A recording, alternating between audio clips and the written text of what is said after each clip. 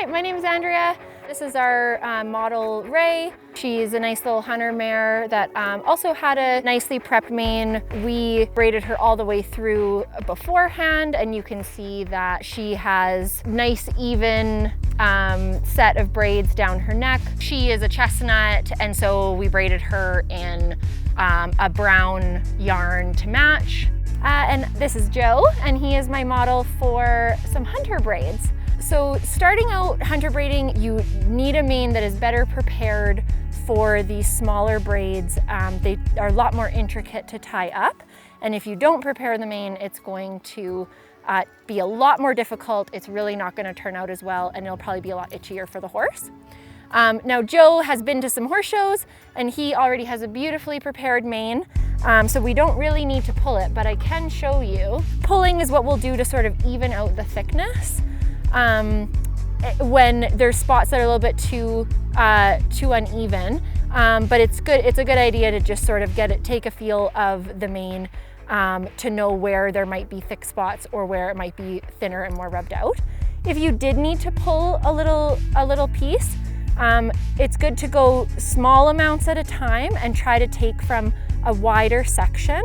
I'm not actually going to pull out his hair because he's had a perfectly prepped mane for this, but I'll show you what I would do is I would just kind of take a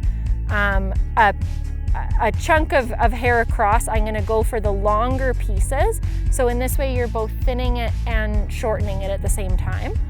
I'm going to back comb a bunch of the shorter hairs away so you can see I really end up with very few hairs in my hand.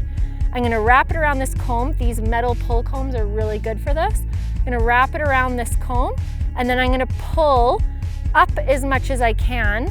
The more you can pull in the direction of the roots, the easier it's going to be. If you stand way low down and you try to pull down this way, it's just going to be a little less comfortable for the horse. But you would give a pull, you would pull out some of those hairs, you'd have those hairs in your hand, and then you can undo the back comb. You can take out a little bit of hair all the way up and down. It's better to do that incrementally. Maybe take out a few pulls after every ride or after each lesson, than trying to do it all at once when it's just going to be a lot more disruptive. So now once the mane is nicely prepped like this is a good length, but I'll usually just take my hand and kind of spread my hand out over top with my pinky at the crest, and that's kind of a good length. And then this is just a nice even thickness all the way across. The thinner the mane is, the fewer braids you're probably going to have. The thicker it is, the more sections you're going to have to take. You'll start with, using your comb, you're going to wet a section. So now Joe is only going to have to demonstrate a few of these braids for us. I typically like to use a sponge. Some people will use a spray bottle, but I find it's often very disruptive to the horses. It's hard to not have them spooking or being bothered by a spray bottle. So if your horse doesn't mind it, then fine. Otherwise a sponge works great too.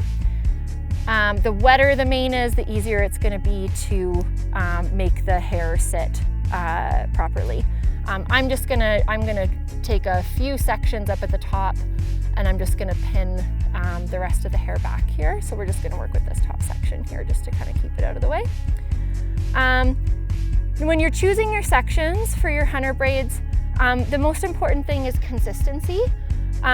So how you start it is kind of how you need to finish it. Don't take tiny little sections at the top if you're going to kind of get tired and run out of time, and then all of a sudden be taking really wide sections towards the bottom. The most important thing visually for a hunter mane is that the sections are even, even if the mane isn't perfectly even all the way down. So I often like to use the pull comb as a point of reference. And now normally if I was braiding in a stall, I would just use I often just use my comb to hold the hair back like that.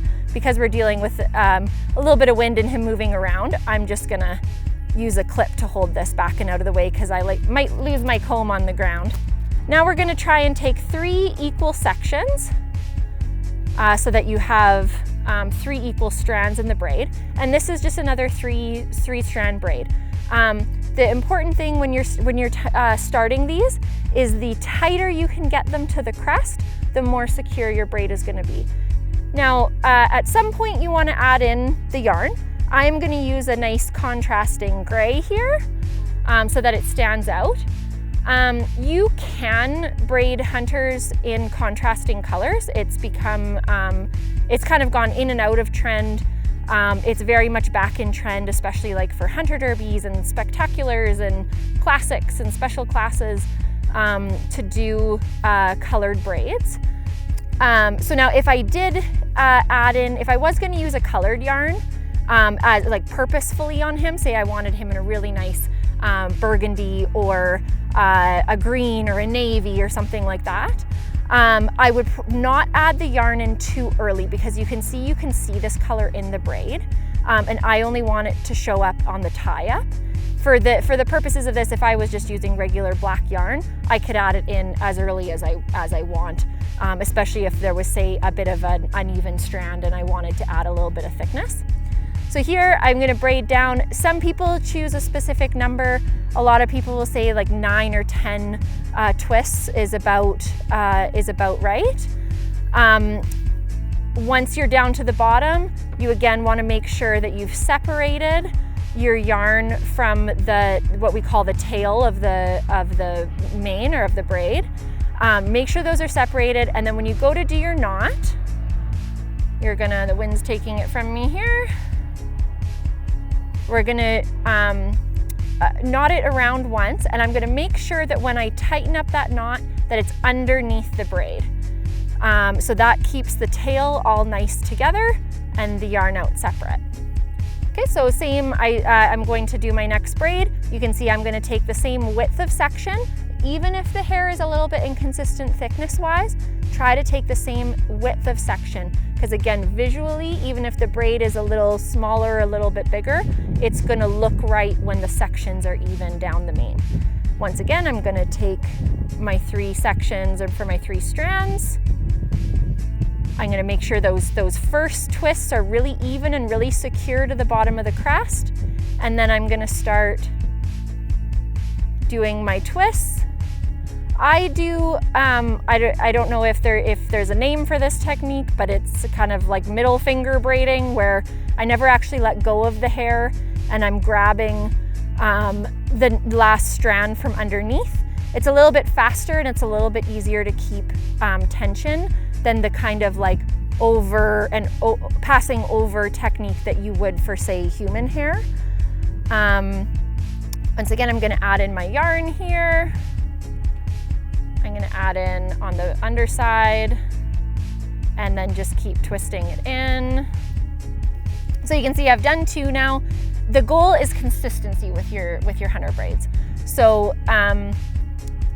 you really wanna make sure that you're gonna do the same number of twists, the same width of section, and then have your knots end in the same spot.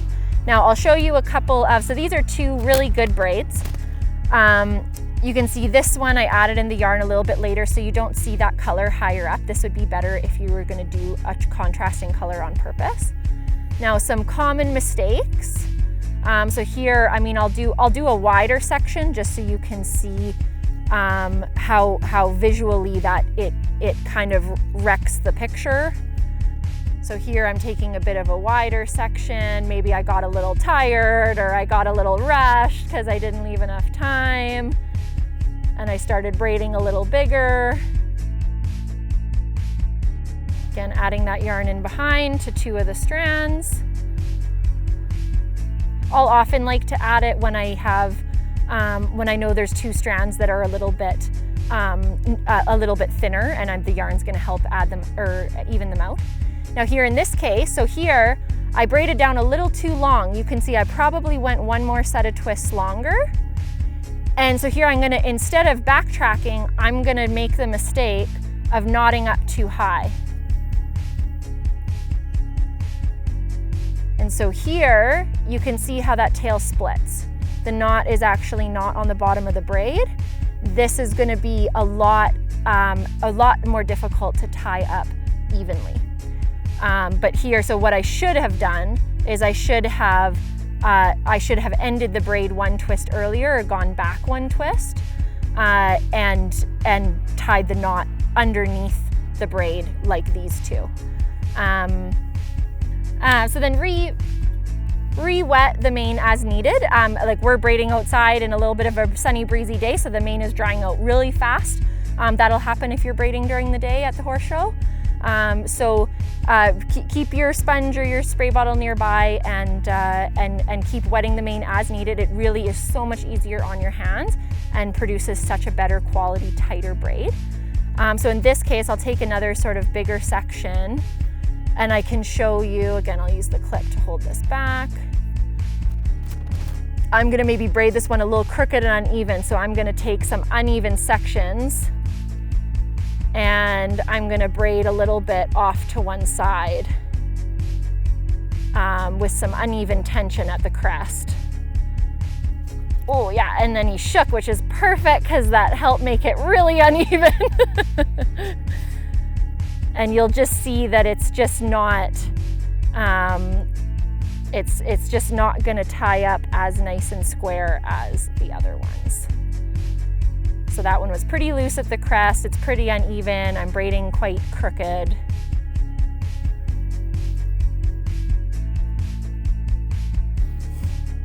All right, so we've got four of our braid down done. You can do, when you're gonna braid your own horse, you could do, say, half of your braid down, tie most of those up, and then do the other half, especially if you've got a horse with a really long neck and you need to sort of reposition. Some people like to just do the full braid down all the way and then tie up all at once. That's fine too, kind of whatever you're comfortable with. If we're working on horses that are, say, difficult around their ears or don't like you being up near the top of their head, oftentimes you can just do sort of the first 5 or 6 braids and get those done and tied up, and then do the rest of the mane, and they might stand a little more quiet. For the tie-up, so this is going to be your braid down. Again, you're going to try to have them as even and consistent as possible. Now you're going to use your latch hook, and you're going to pull your yarn up through each braid. For my kind of ugly braids here, I'll pull through not quite right. So here I'm gonna miss the center because I braided a bit crooked. Here I'll do this crooked. I'll take my latch hook crooked like that on a bit of an angle. That's gonna pull that up crooked. On these, I'm gonna be nice and straight. So I'm going to make sure I go right through the middle of that braid. Right through the middle of that braid, catch both of those ends of the yarn, close your latch hook and pull through. And again, if you had braided down your whole mane, you could pull all of your yarn up through like this. And then what I would probably do, because it's probably taken you 20 minutes or half an hour at that point, is your hair is gonna have dried out like this, and you're gonna wanna re-wet it again, because these tails of the braids are gonna be a lot easier to tie up if they're wetted down again. Now, pulling the braids up, you wanna get the knot. Now, Joe has a very nice even crest. We're just gonna look at getting this nice little knot that we have into the center of his crest, into the center of that braid. But I've just pulled it through, and so when I'm doing this, I'm actually gonna use a tension against the braid and against my hand so that I don't, here I'll make the mistake of pulling too hard and pulling it right through. So I'm like, oh shoot, I've gotta take that out, I've gotta redo that. I'm gonna hold on to the little tail, and I'm gonna just seat the knot right in there. I don't wanna see the knot come out on the other side of the crest. Same thing here. I've got the tail twisted, folded underneath, inside of that braid. And I'm just seating the knot in there. Same here. Usually I have my other side forward, so I'm just adjusting to my left shoulder being forward instead. But just having the knot seated there. You can see it points the little paintbrush of the tail down. And then last one. So these two to the right are my good ones, and they should turn out pretty well. Just put your head back down, Joe. You're a good boy. Yeah, that's a good boy. Okay. So now to tie these up, so I'll braid up my two nice braids here. So we've got our yarn up through the middle. I'm gonna do a knot. I've actually started doing a surgeon's knot underneath. I find it is a little bit more stable. And you're going to run that surgeon's knot right underneath that braid. This is probably one of the most important knots because you can see that that secures the braid right down to the base of the crest. If this knot is crooked or loose or is really skewing the braid one side or the other, the rest of your tie-up is just not going to go very well. I like the surgeon's knot underneath because it keeps that tension that I apply, and it doesn't loosen off. A lot of people just do a single knot too, and that's fine. Here we're going to do what we call a double tie. You can get away with single tie hunter braids. They're just going to be a little less secure. They might not last as long for people who like to leave their hunter braids in, say, overnight. But so here, the second most critical knot is this one where we're gonna bump it. So here is where I want to just secure the braid. I still have this little bit of tail poking out on the side. And here is where, with a single knot underneath, I'm just gonna pinch that tail underneath and I'm gonna tie that up underneath. Now with my second tie, so my second surgeon's knot over top, I'm gonna put it in line. We kind of call this like the railroad ties. And again,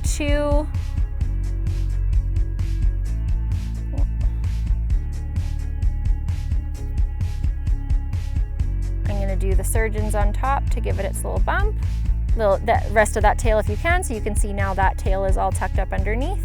I'm gonna do my second surgeon. You wanna make sure that you just cut your yarn off nice and close to the base of the braid so you don't see little bits hanging out. And there's two very nice hunter braids. So to start out your forelock braid, you're gonna make sure it's combed forward and nicely wetted down. And then you'll take your comb and try to section it evenly down the middle. I like to brush it to each side so the hair stays organized. Then you're gonna start by taking a section to start your French braid up at the top. And then as you're French braiding, keep adding in all of the hair from both sides, trying to take even sections. For a forelock braid, you can hold your hands off of their head a bit so that the braid is a little looser, and so that there's room for you to put the tail up through the middle of the braid. Once you get all of the hair into the braid, then just start braiding down normally until you add in your yarn.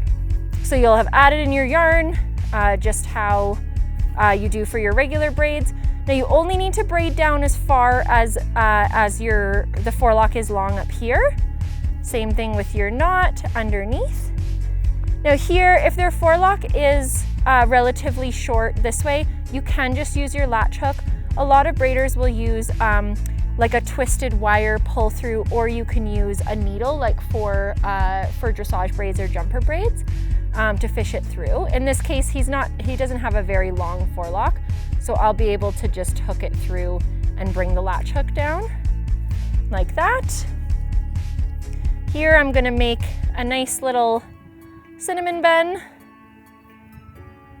of the hair to tuck it up. And then I'm going to snug that up through the center of the forelock. Maybe even out the tension there. And then I'll take my pull through to grab one piece to each side.